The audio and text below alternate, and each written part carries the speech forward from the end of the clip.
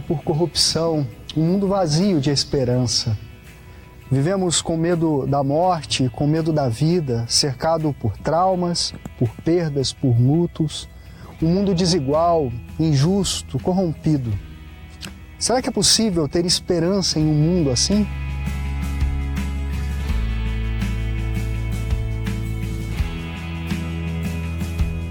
Venha orar com a gente, suplicar, pedir por dias melhores. Essa é uma série sobre esperança e você é o nosso convidado especial. Você é muito bem-vindo.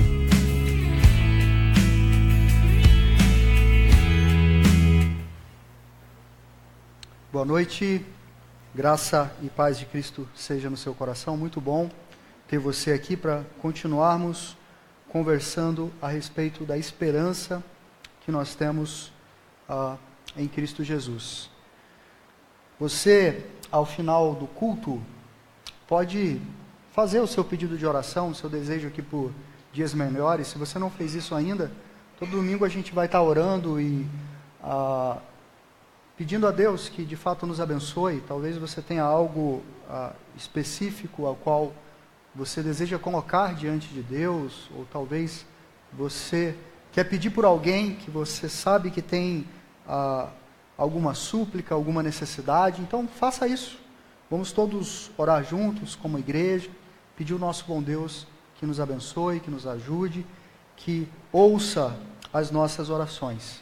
Semana passada eu conversei com vocês a respeito do tema Melhores no Amor e, sobretudo, desmistificando a ideia de que o amor romântico é a salvação do nosso mundo, de que o amor romântico é capaz de nos redimir, de nos salvar de nós mesmos, das nossas mazelas, das nossas fragilidades, das nossas expectativas, e que esse amor romântico, quando ele é um ídolo, ele é um Deus, ele é aquilo que eu mais desejo, que eu mais busco, fatalmente ele vai me levar por um caminho de desilusão, de desesperança.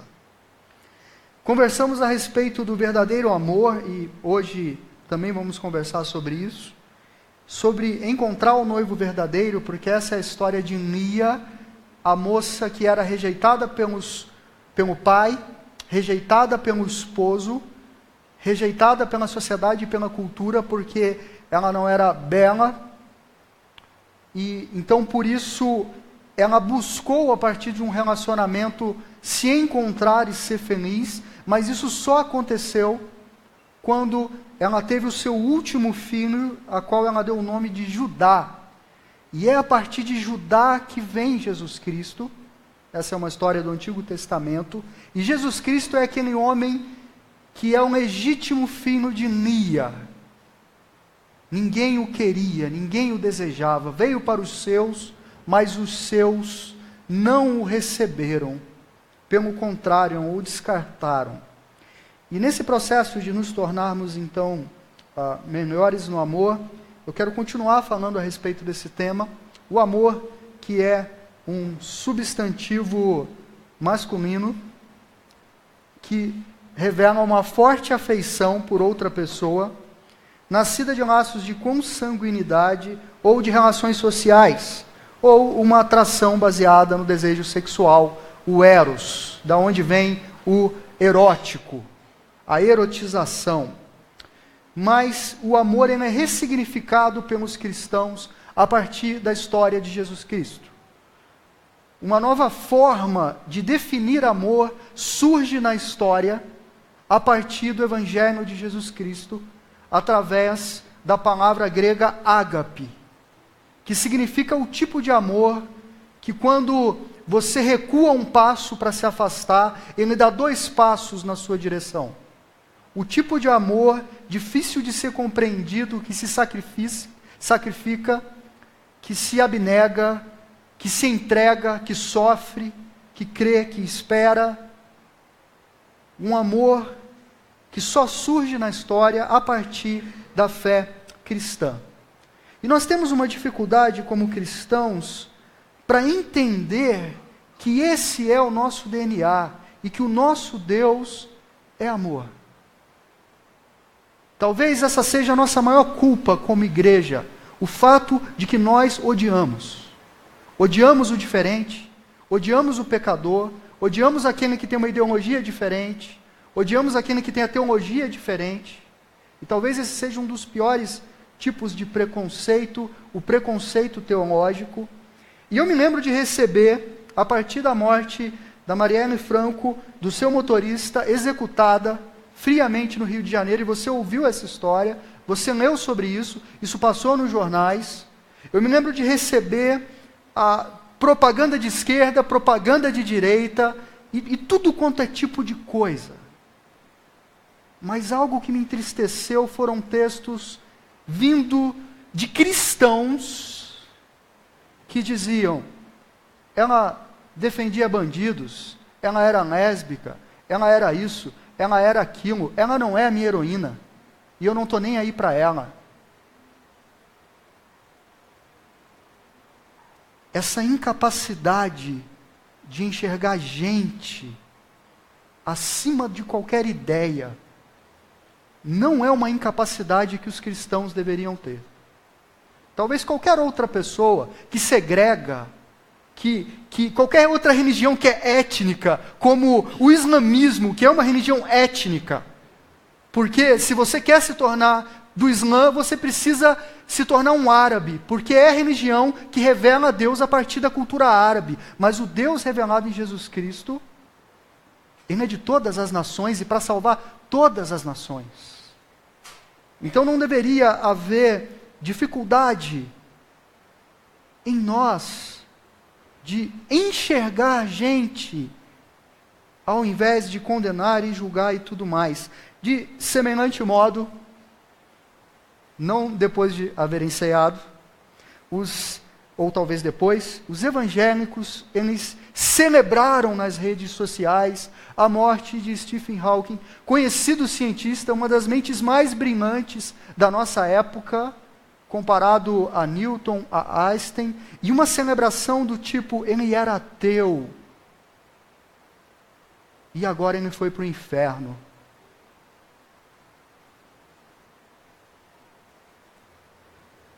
Então o que eu percebo é que essa dificuldade de solidarizar com os outros, ela não é típica de Jesus Cristo, que conversou com gente de todas as camadas sociais e diferentes pessoas que pensavam e acreditavam diferente. E eu gosto dessa palavra do pastor Sandro Baggio, que ele escreveu o seguinte: quando a morte não é lamentada, chorada, sentida como inimiga comum de todo ser humano, a morte não é apenas de quem morre, é também de quem fica. Cada dia mais sem coração, sem sensibilidade, sem amor, sem razão e sem vida. Não se deixem vencer pelo mal, mas vençam o mal com o bem. Então, eu acredito que apenas desmistificar o amor romântico, que é muito importante, destroná-lo, tirá-lo do seu trono de glória, que diz: quando eu amar eu serei feliz, quando eu for amado eu me sentirei feliz. Além de fazer isso, eu acho que é necessário falar um pouco mais a respeito do verdadeiro amor, que a gente também conversou semana passada, mas eu quero abordar isso um pouco mais hoje com você. Você que nos assiste pela internet, também seja bem-vindo. Deus abençoe a sua vida. Você é convidado para estar aqui com a gente num segundo momento. Vamos dar uma olhada nesse texto bíblico, que é do Evangelho de João, capítulo 21, e é o capítulo inteiro. É uma história, eu gostaria muito que você prestasse atenção. Essa é uma das minhas histórias bíblicas preferidas. Eu acho que eu perdi as contas de quantas vezes eu preguei esse texto, e sempre de uma maneira diferente, com um segundo olhar, um terceiro olhar, e Deus levou meu coração a esse texto mais uma vez, e eu quero compartilhar com você. Diz assim: depois disto, tornou Jesus a manifestar-se aos discípulos junto do mar de Tiberíades. E foi assim que ele se manifestou, isso após morrer e ressuscitar dos mortos. Estavam juntos Simão, Pedro, Tomé, chamado Dídimo, Natanael, que era de Caná da Galiléia, os filhos de Zebedeu e mais 2 dos seus discípulos. Disse-lhe Simão Pedro: vou pescar. Disseram-lhe os outros: também nós vamos contigo. Saíram e entraram no barco, e naquela noite nada apanharam. Mas ao clarear da madrugada estava Jesus na praia. Todavia os discípulos não reconheceram que era ele. Perguntou-lhes Jesus: filhos, tendes aí alguma coisa de comer? Responderam-lhe: não. Então lhes disse: lançai a rede à direita do barco e achareis. Assim fizeram e já não podiam puxar a rede, tão grande era a quantidade de peixes. Aquele discípulo a quem Jesus amava disse a Pedro: é o Senhor. Simão Pedro, ouvindo que era o Senhor, cingiu-se com sua veste, porque havia se despido, lançou-se ao mar, mas os outros discípulos vieram no barquinho puxando a rede com os peixes, porque não estavam distantes da terra, senão quase 200 côvados. Ao saltarem em terra, viram ali umas brasas, e em cima peixes, e havia também pão. Disse-lhe Jesus: trazei alguns dos peixes que acabastes de apanhar. Simão Pedro entrou no barco, arrastou a rede para a terra, cheia de 153 grandes peixes, e não obstante serem tantos, a rede não se rompeu. Disse-lhes Jesus: vinde, comei.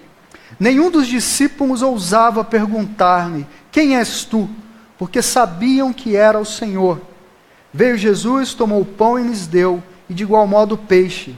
E já era esta a 3ª vez que Jesus se manifestava aos discípulos, depois de ressuscitado dentre os mortos.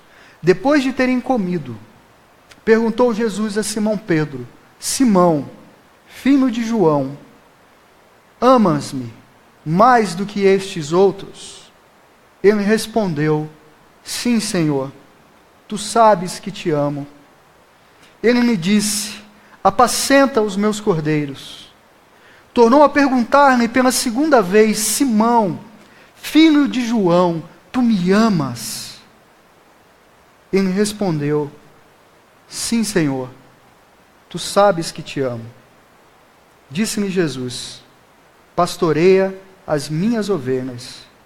Pela 3ª vez Jesus lhe perguntou: Simão, filho de João, tu me amas? E respondeu-me: Senhor, tu sabes todas as coisas, tu sabes que eu te amo. Jesus lhe disse: apacenta as minhas ovelhas.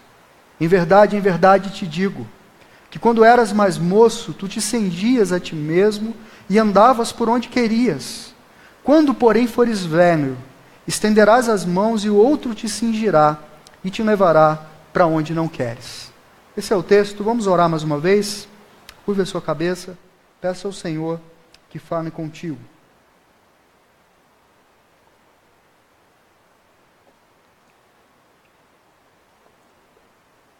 Pai, que fique claro a nossa condição e o fato de que não deveríamos ser amados por Ti. Mas inexplicavelmente o Senhor nos ama. A gente não tem nada para oferecer para Ti, Senhor, a não ser as nossas mazelas, as nossas ansiedades, os nossos pecados, os nossos preconceitos, os nossos juízos. Não tem nada de bom, Deus, para a gente levar até o Senhor. Por que nos ama tanto, Senhor, a ponto de se entregar numa cruz? Por que trocou a sua vida pela nossa vida? Que esse mistério da sua bondade encha o nosso coração essa noite. e a gente saia daqui mais parecido contigo, mais parecidos com Jesus Cristo, mais solidários com a dor de quem quer que seja, mais dispostos a dar antes do que receber, mais dispostos a olhar para a vida como uma oportunidade de servirmos, de abençoarmos, de cuidarmos. Perdoa-nos, Senhor. Perdoa-nos e transforma-nos para a glória do Seu nome. Amém. Amém. Amém. Eu amo essa história. Essa é uma história sensacional. E ela tem ecos em todo o chamado de Pedro. Não quero me demorar na história de Pedro, mas você precisa saber que o primeiro encontro de Pedro com Jesus foi quando ele passou a noite inteira pescando e ele não pegou nada. E Jesus passava por ali e perguntou: e aí, como foi a pescaria? Eles disseram: nós não pegamos nada. Nos esforçamos a noite inteira, não pegamos nada. Jesus disse: lança as redes. E eles lançaram, e veio tantos peixes, que Pedro caiu de joelho e disse: afasta-te de mim, porque eu sou um homem pecador. E ele se converte. A Bíblia diz que ele larga as redes, e ele começa a seguir a Jesus Cristo. Ele começa a viver uma história com Jesus Cristo. E nessa história com Jesus Cristo, Pedro sempre foi muito enérgico, sempre foi falastrão. Então Pedro era aquele que sempre estava à frente, Pedro era aquele que tinha a espada quando vieram prender Jesus, e ele cortou a orelha do cara que veio prender Jesus. Pedro é o cara que quando Jesus disse que todo mundo ia abandonar ele, ele disse: eu não vou abandonar. Pedro é o cara que abandonou Jesus e o negou por 3 vezes. E isso também tem eco nessa história. Então Jesus ressuscita, e Pedro, ele ainda não entendeu quem ele é, a vocação, a relação com Deus, e a semelhança de Judas, ele se sente culpado. Ele sente que ele não é digno de ser amado por tão grande pecado que cometeu. Judas comete suicídio, né? E Pedro, ele está lidando com essa culpa, né? Levaram Jesus, ele ficou ali perto da fogueira, e alguém falou: viu, você não andava com aquele cara que foi preso? Ele nunca ouvi falar desse cara. De repente passa alguém, ele viu: você não é Pedro? Tem uma história que eu ouvi, que uma vez você foi andar por sobre as águas, você afundou, que Jesus te levantou, não é você? Ele falou: não sou eu, não. Não sou eu. Não sou eu não conheço esse cara, eu nunca vi esse cara. Eu não tenho parte com esse cara. O galo canta, e a Bíblia diz que ele chorou amargamente. E após chorar amargamente, ele diz: vou pescar. Vou tentar encontrar sentido para a minha vida naquilo que eu sou bom, naquilo que eu fiz a vida inteira. Lembrando que Pedro é um homem rústico, simples de palavras. É um homem, é um pescador. É alguém que não tinha nenhuma capacidade de se tornar um mestre, um rabi na sua época, nenhuma. Muito menos de seguir um rabi. Ele deveria pescar a vida inteira. E ele teria feito isso se não fosse essa pausa de 3 anos andando com Jesus. E agora ele diz: bom, o que eu sei fazer, eu sei pescar, então eu vou pescar. E ele vai pescar. E os outros discípulos dizem: nós iremos junto com você. E então a história se repete. Eles tentam pescar a noite inteira, eles não pegam nada. Jesus aparece na praia e diz: como foi a pescaria? Nos esforçamos a noite inteira e não pegamos nada. Lancem as redes. Lançaram, e veio 153 grandes peixes. Alguém disse: alguém não, o discípulo a quem Jesus amava, isso é importante para a nossa reflexão, disse, é o Senhor. Pedro que estava pelado, não sei, porque eles pescavam pelado. Não me ensinaram isso no seminário, não sei se fazia muito calor, tá, essa parte é mais 18, né? Sei que Pedro estava pelado pescando lá, né? Estava à vontade. E a presença de Jesus o constrangeu, então ele coloca uma roupa ali, pula na água, disfarça, né? E vai nadando. E aí então ele se encontra com Cristo e com certeza ele esperava aquilo que talvez eu e você, quando fracassamos, esperamos: a punição, a culpa, o medo, o abandono. Mas você sabe que não tem sido assim. E não foi assim com Pedro. A primeira coisa, se nós queremos ser melhores no amor, a gente precisa descobrir, de uma vez por todas, que nós somos amados.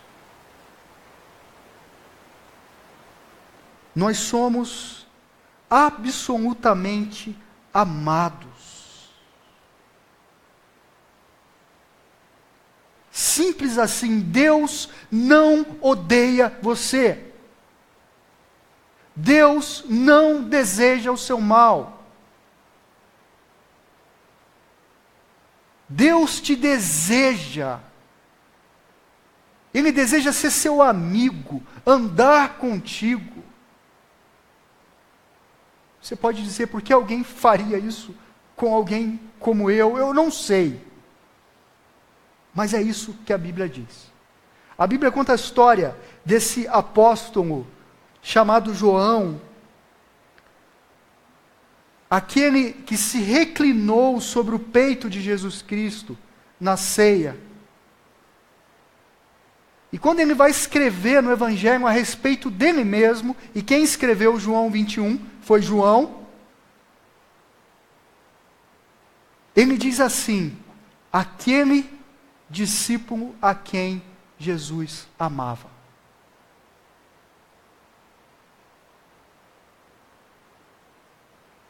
Quando Jesus Cristo inicia o seu ministério, existem dois momentos que o Pai afirma o amor dele pelo seu Filho Jesus Cristo.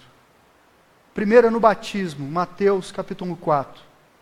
O Espírito Santo vem sobre Jesus Cristo quando ele está sendo batizado, e vem uma voz do céu, a Santíssima Trindade, Pai, Filho e Espírito Santo, e a voz diz: você é o meu Filho amado, eu tenho prazer em você, eu me comprazo em você.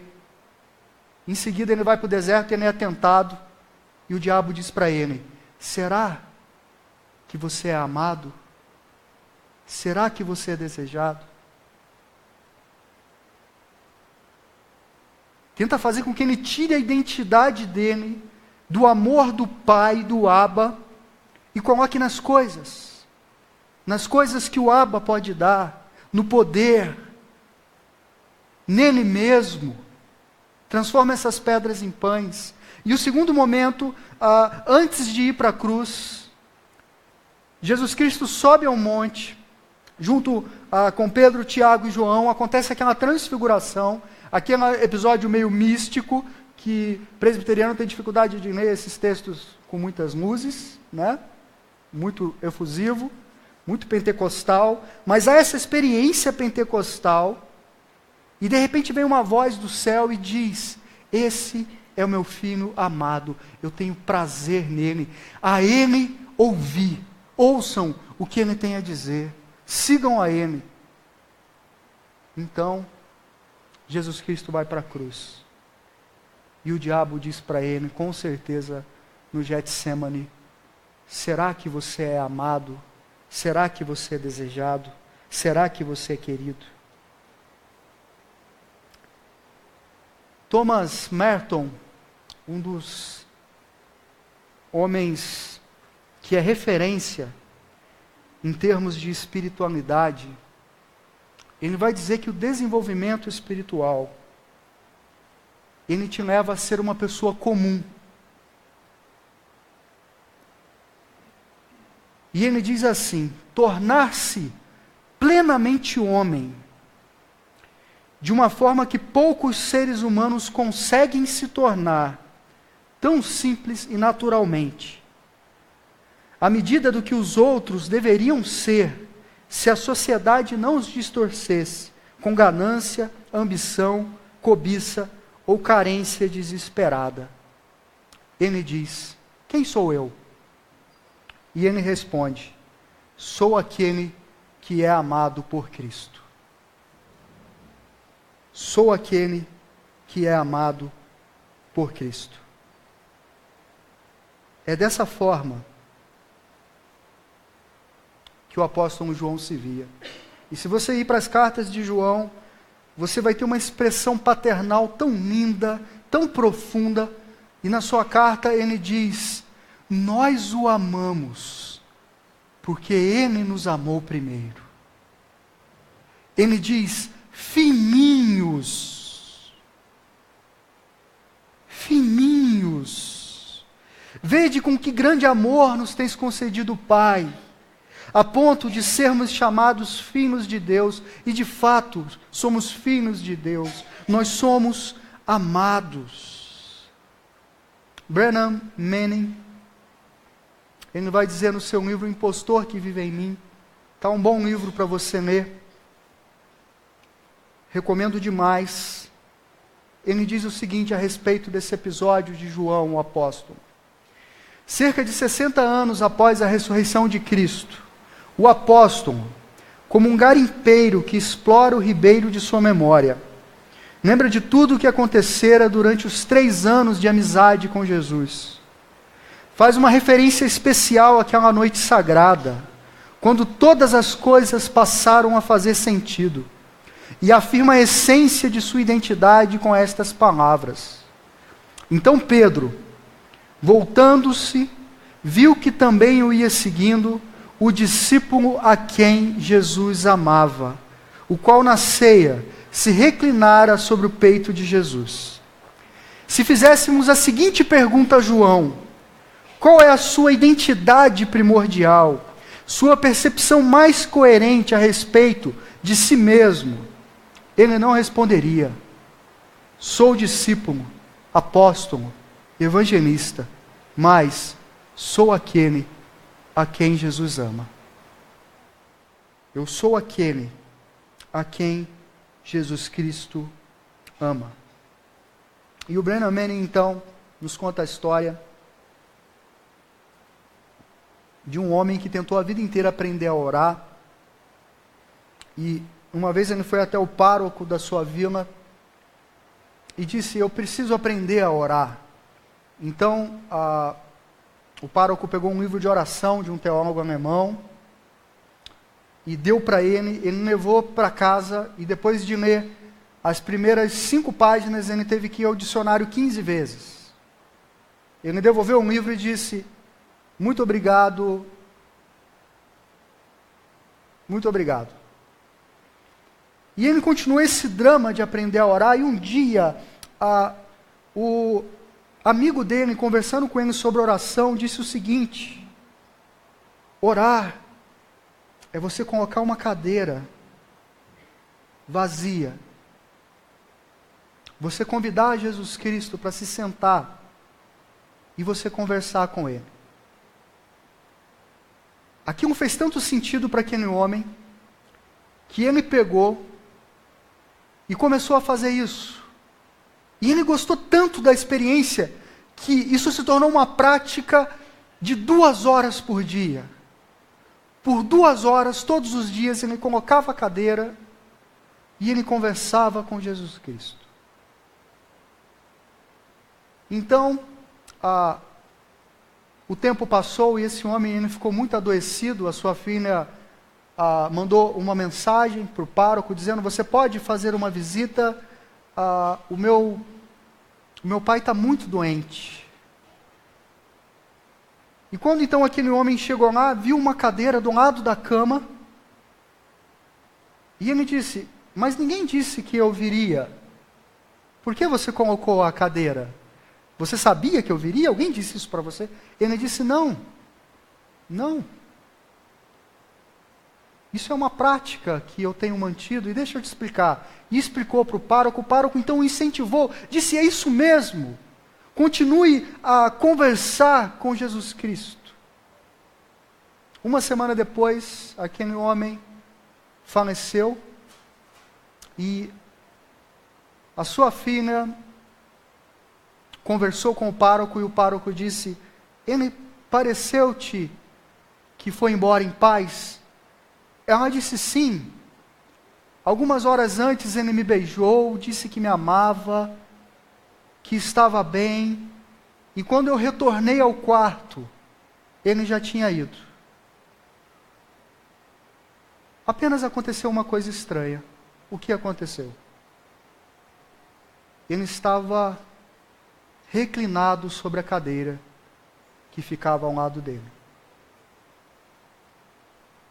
Aquele pároco deu um sorriso, porque ele sabia que aquele homem tinha ido na mais perfeita paz, que só o coração pulsante de Jesus pode trazer ao coração humano. Reclinado sobre o peito de Cristo. Então, essa é uma das histórias que você vai encontrar nesse livro, e você já deve entender então por que eu recomendo esse livro para você. Então a primeira ideia é você perceber que de fato você é absolutamente amado, do jeito que você está agora. Você não precisa ser nada, você não precisa fazer nada, você não precisa vir à igreja, você não precisa pagar penitência, você não tem que fazer absolutamente nada. Ele te ama do jeito que você está agora, não do jeito que você deveria ser. Porque ninguém aqui é do jeito que deveria ser. Eu não sou. E eu acho que você sabe que você também não é. Então, você precisa se descobrir como amado. E eu me lembro que o dia que eu conheci as doutrinas da graça, foi essa a minha sensação. O dia que eu descobri esse amor profundo, verdadeiro, que eu era desejado por Deus, foi assim que eu fui deitar para dormir. Fiquei assim, ó. Porque é algo chocante, que põe fim, dentre outras coisas, a esse nosso desejo por agradar a Deus a partir da religião, trabalhar para Ele, não com Ele, cansa a alma, coloca pesos nas costas. Chega uma hora que você fala, parece que eu estou ficando pior do que eu era, parece que eu era mais gente boa, parece que essa fé, não sei se está fazendo bem para mim não. E aí quando você se encontra com esse amor, aquela tensão você solta. E você diz, o Criador dos céus e da terra, o Senhor, acima de tudo e todos, Ele me ama, Ele me deseja. E aí você chora e ri ao mesmo tempo.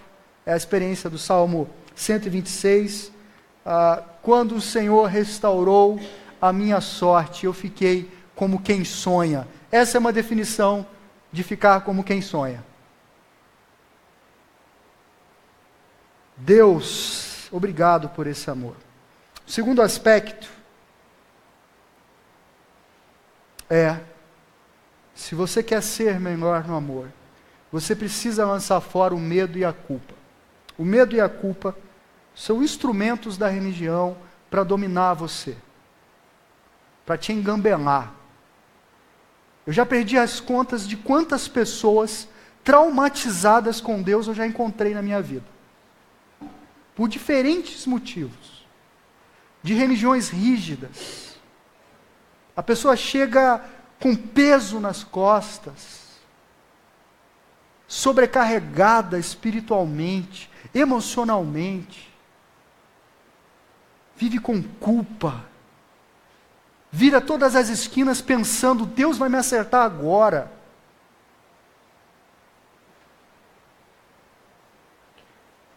Por isso essa história é tão interessante. Porque a gente tem um homem que nega a Cristo 3 vezes, que o abandona não o inimigo, ele abandona o amigo, no momento que o amigo mais precisava. E ele não apenas o abandona, ele o rejeita. Ele diz: eu não conheço esse homem. Se você já sentiu um pouquinho de culpa, e você sabe o que é se sentir culpado, envergonhado, pesado, oprimido, tente se colocar no lugar de Pedro. Tente imaginar a náusea que ele sentia. Com certeza passou pela cabeça dele que ele nunca mais gostaria de olhar na cara de Jesus. Porque ele com certeza dizia: como eu vou olhar na cara de Jesus? Ou você pode pensar no filho pródigo, que vai para uma terra distante e gasta tudo que tinha, que não tinha, faz amigos num contexto de libertinagem, e então, de repente, nesse contexto, ele diz: eu vou voltar para a casa do meu pai. Eu vou parar de comer a lavagem do porco. E ele diz: Pai, pequei contra os céus, contra ti, já não sou digno de ser chamado seu filho. Irmãos, quem aqui é digno de ser chamado filho de Deus? Quem de nós pode ir diante da face do Eterno, do Todo-Poderoso, do totalmente santo, e rivalizar com Ele? Quando Pedro ouve que era o Senhor, ele então coloca a sua roupa, porque se havia despido, e então ele se lança ao mar. E eu fico imaginando Pedro dando uma abraçada. Não sei se naquela época nadava abraçava ou cachorrinho. Alguém aqui manja ou não? Às vezes era borboleta, né? Nunca aprendi a nadar, cara. Esse é difícil. Eu sei que Pedrão foi nadando, e a cada braçada, eu gosto de imaginar que foi braçada.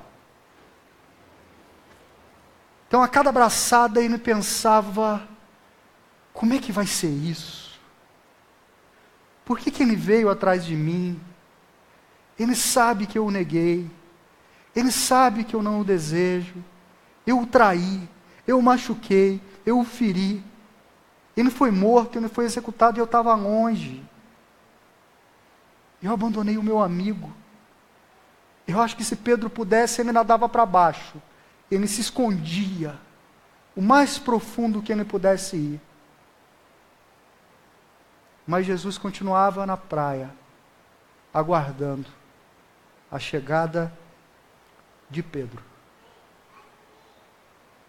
E para ilustrar isso, eu não conheço uma canção menor do que a canção do Estênio Marços, que diz: vou pescar, parece que acordei de um longo sonho, parece até que eu parei no tempo, parece até que nada aconteceu. Vou pescar, quem sabe ele apareça novamente, quem sabe volte a me chamar de amigo, quem sabe chegue andando sobre as águas, quem sabe. O homem junto à fogueira convida para a ceia, para uma conversa sincera. Brasas queimando na areia, e dentro de mim a lembrança de tê-lo negado por nada. É a hora da verdade. Aqui em volta da fogueira, melhor lançar tudo que é paina no fogo.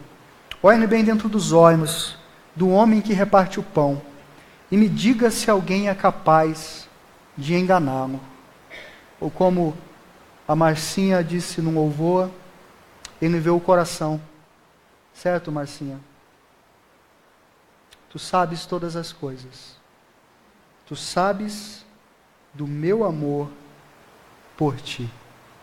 Tu sabes todas as coisas, tu sabes do meu amor por ti.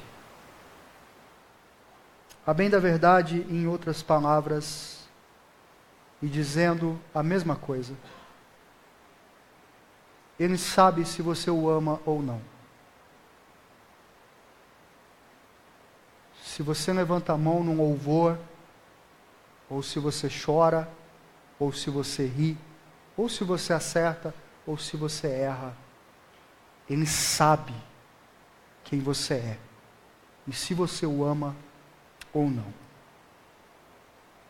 Absolutamente. Com isso eu não quero dizer que você sinta culpa,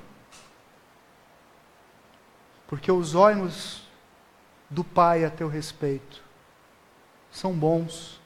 Como diz o profeta Jeremias, e é bom que isso seja no Antigo Testamento, bem sei os pensamentos que tenho a respeito de vós, diz o Senhor, pensamentos de paz e não de mal, para vos dar o fim que esperais. Porque os meus pensamentos não são os vossos pensamentos, porque os meus caminhos não são os vossos caminhos, eles são mais altos, eles são mais elevados. Eu decidi amar você. Como Stênio Márcios vai dizer, mais fácil secar os mares, apagar a estrela Antares, do que arrancar o amor do coração de Deus.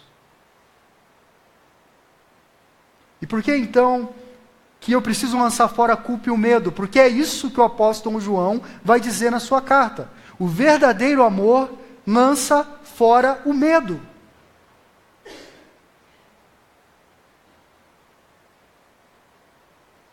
Então, a coisa começa a ficar muito simples. Eu já entendi que me relacionar com Deus, a partir de medo do inferno, não faz o menor sentido.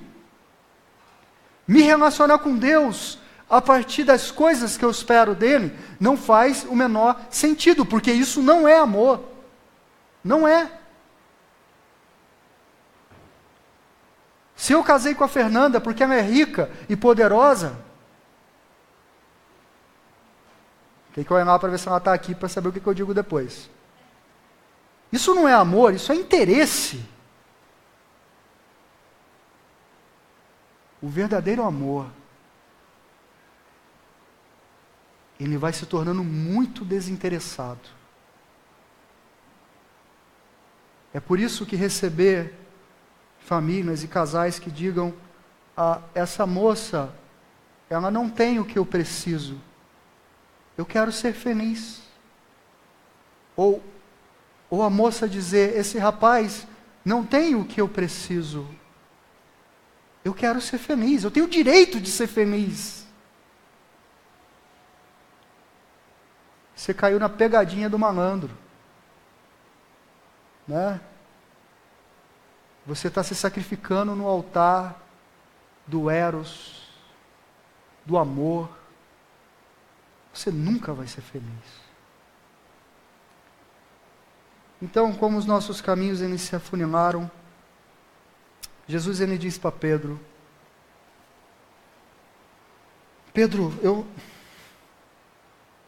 olha para mim. Eu só tenho uma pergunta para você, Pedro. Você me ama?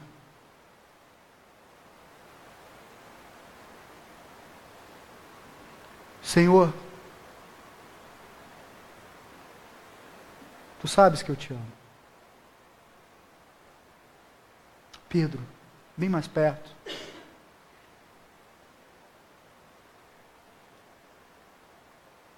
Tu me ama?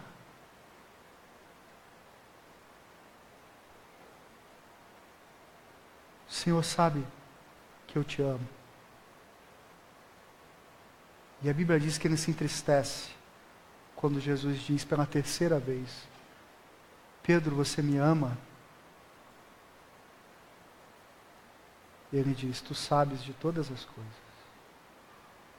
Tu sabe até onde eu iria por ti. O Senhor sabe até onde eu não iria por ti. O Senhor sabe o dia que eu nasci, o dia que eu vou morrer. O Senhor sabe todas as coisas. Eu não sei de nada. Eu não sei o que eu comi na janta ontem. Jesus diz: apacenta as minhas ovelhas.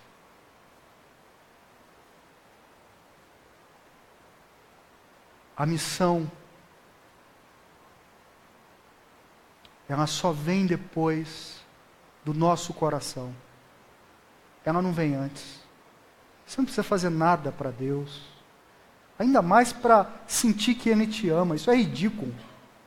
Isso é ridículo, né? Minha menina de 2 anos dizer para mim: papai, papai, papai, eu não dei vassourada na TV essa semana, eu não joguei massinha pela casa. Isso é um milagre, irmão, se acontecer. Não joguei massinha pela casa. A menina tem 2 anos e ela dizia assim: papai, papai, papai, você vai deixar eu almoçar hoje?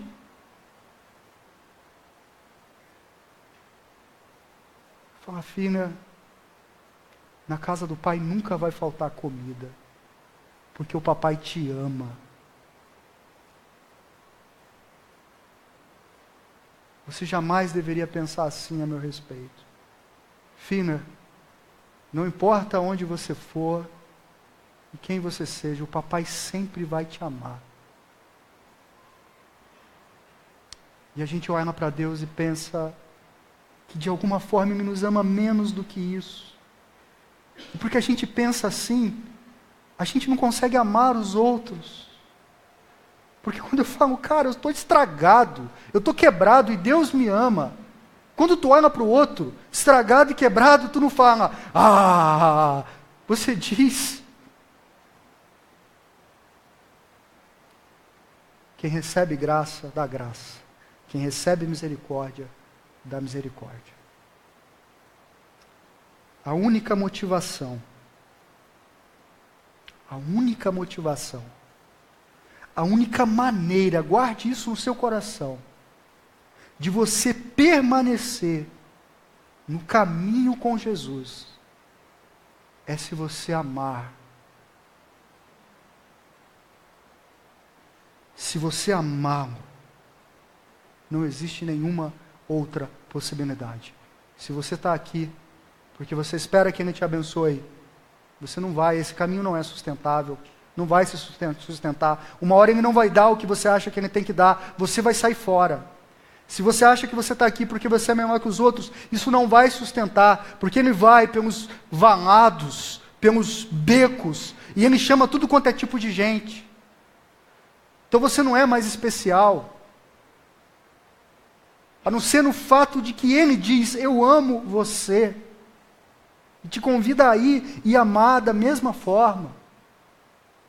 Porque o amor, meus irmãos, para começar, já é a definição de Deus. Deus é amor.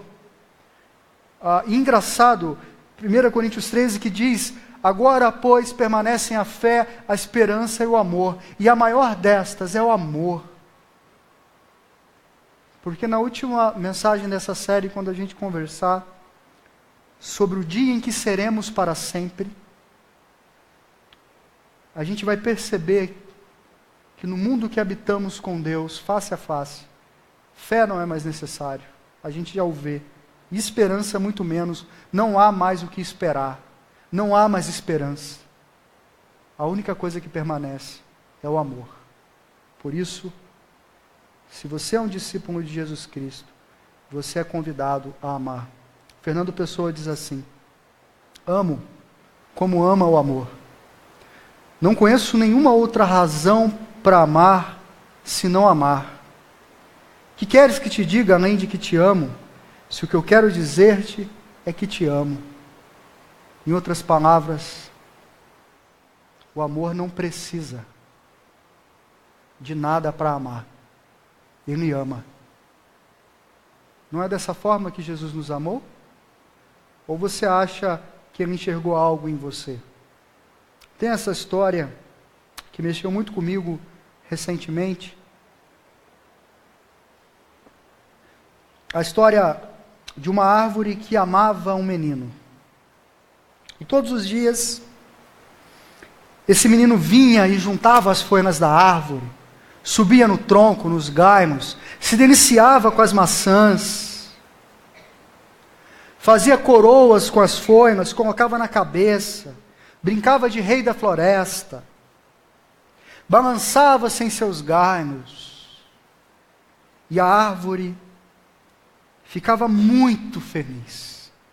Quando o menino estava cansado, ele repousava à sombra fresquinha da árvore. O menino amava a árvore profundamente. A árvore era feliz. Então o tempo passou e o menino cresceu. Nós crescemos. Então um dia ele vem e a árvore diz: menino, venha subir no meu tronco, balançar-se nos meus galhos, comer alguns frutos, repousar na sombra e ser feliz. E ele disse: não, eu descobri o que é diversão. Eu estou grande demais para brincar.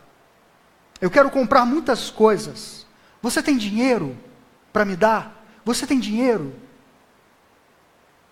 A árvore disse: eu não tenho dinheiro, mas você pode pegar as maçãs e levar e vender na feira, e com isso você vai ter dinheiro. O menino subiu no tronco, pegou as maçãs, foi para a feira vender para ganhar dinheiro. A árvore ficou feliz. Então o menino sumiu por um tempo e a árvore ficou muito triste. Até que um dia o menino veio e a árvore se chacoalhou de tanta alegria e disse: menino, você voltou. Venha subir no meu tronco, balançar nos meus galhos. Venha ser feliz. Ele disse: eu estou muito ocupado para subir em árvores. Eu quero uma esposa. Eu quero ter filhos. E eu preciso de uma casa. Você tem uma casa para me oferecer? A árvore disse: eu não tenho uma casa, mas você pode cortar o meu tronco. E com ele, com a madeira, você pode construir uma casa. O menino cortou os galhos da árvore, o tronco, levou embora para fazer uma casa. A árvore ficou feliz. O menino ficou longe por muito tempo. Muito tempo. Então ele voltou. A árvore sorriu com tamanha alegria e disse: venha, venha, meu menino, vamos brincar. E o menino disse: eu estou velho para brincar, e eu estou muito triste. Eu quero um barco ligeiro que me leve para bem longe. Você tem algum barquinho que possa me oferecer?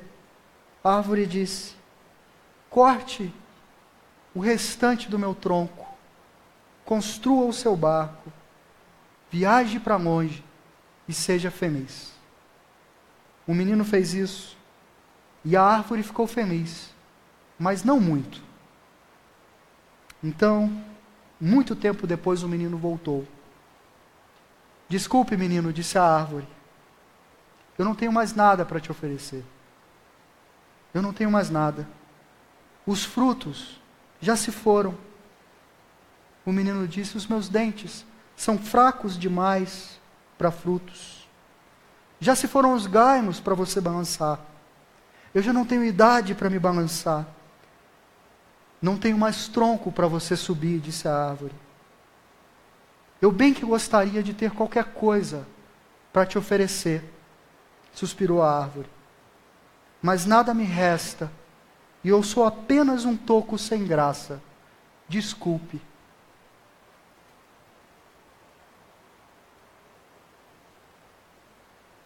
O menino disse: já não quero muita coisa. Só um lugar sossegado, onde possa sentar, pois estou muito cansado.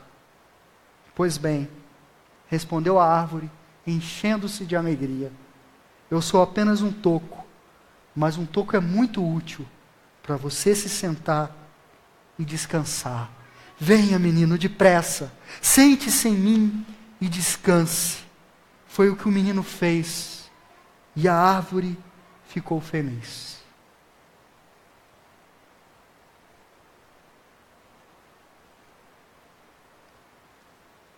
Esse conto se chama A Árvore Generosa.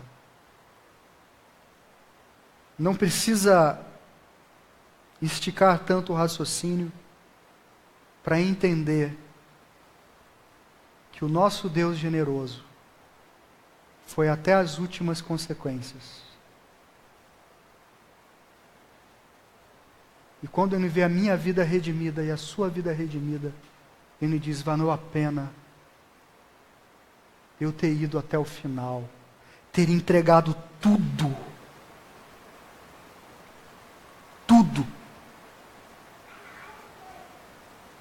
E como eu gosto de dizer, se você for sincero e olhar para você, você vai ver que ninguém trocaria a vida por você. O Criador do universo fez isso.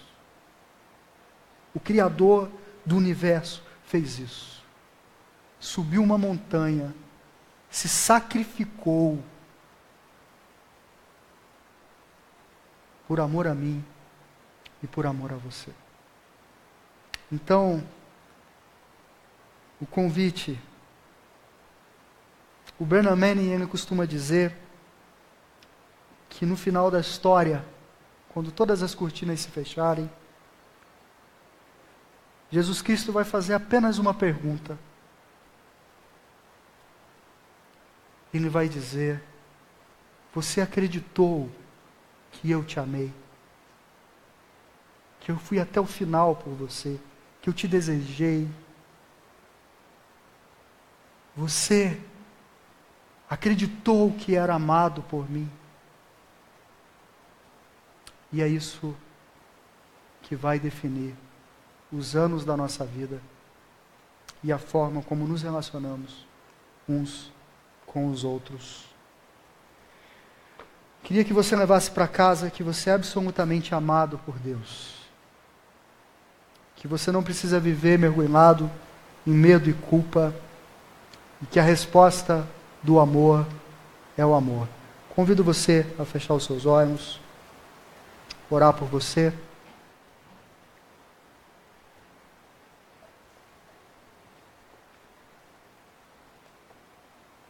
Se você deseja responder ao amor de Jesus Cristo, é só você dizer sim com o seu coração. É só você dizer: Deus,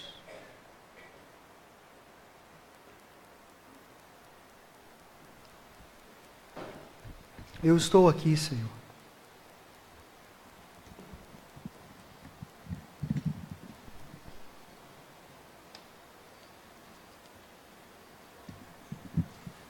Obrigado, Senhor, por se alegrar todas as vezes que eu retorno para Ti. Ainda que o meu coração egoísta, por vezes, deseja apenas Te expoliar,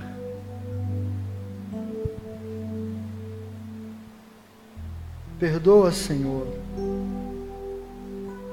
porque eu não sou diferente de Pedro, eu não sou diferente de Zaqueu, eu não sou diferente de Maria Madalena, de Marta, ansiosa, correndo pela casa, pensando quem que vai fazer a janta, como que eu vou pagar as contas.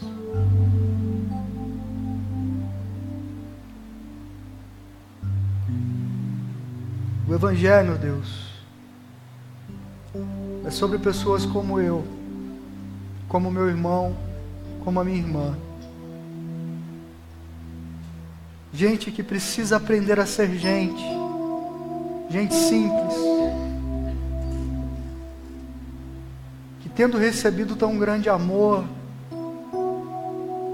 tem um novo olhar para a vida. Deixa os velhos ódios mimados de lado, os preconceitos, a ira.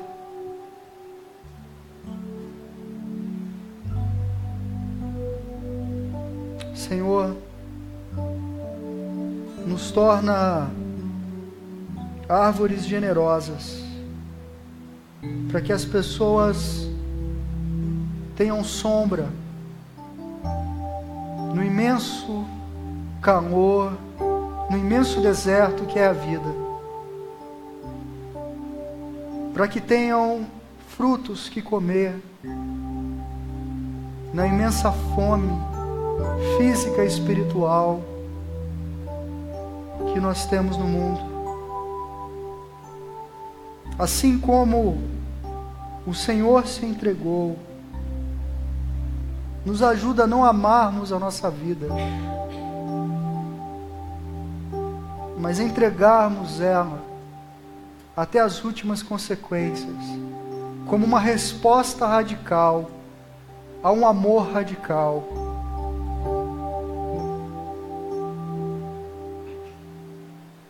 Assim nos entregamos nas tuas mãos, porque um dia o Senhor se entregou na mão de pecadores para nos salvar e nos redimir. Por Cristo Jesus nosso Senhor. Amém e amém. Eu convido você a cantarmos essa canção. Temos tocado todo o final da série, que fala a respeito da esperança cristã. Apocalipse capítulo 21, onde Cristo nos lembra que Ele fará nova todas as coisas, e as coisas velhas serão passadas. E a oração do Pai Nosso, que nos ensina a orar e dizer: venha o teu reino, Senhor, traga dias melhores, traga esperança, traz o teu reino, Senhor. Nos torna então melhores no amor, melhores na dor e em tudo mais. Convido você a se colocar de pé, vamos cantar essa canção.